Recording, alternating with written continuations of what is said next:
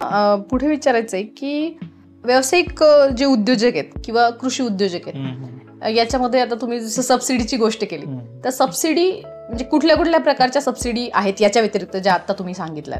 Subsidy या व्यतिरिक्त आपल्याला ॲग्रिकल्चर इन्फ्रास्ट्रक्चर फंड आहे, त्याच्यामध्ये आपल्याला 3% सबवेन्शन्स इंटरेस्ट सबसिडी आहे.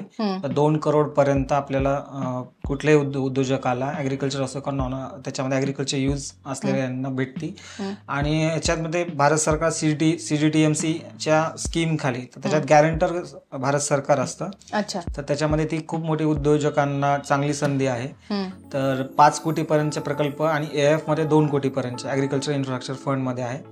प्लस शेतकरी उत्पादक कंपन्याला स्मार्ट हा वर्ल्ड बँकेचा प्रोजेक्ट आहे, जागतिक बँकेचा, त्याच्यात 60% अनुदान हा शेतकरी उत्पादक कंपन्यांना आहे. तसं मॅग्नेट हा फळ आणि भाजीपाल्याचा प्रकल्प आहे, त्याच्यामध्येही 60% अनुदान आहे.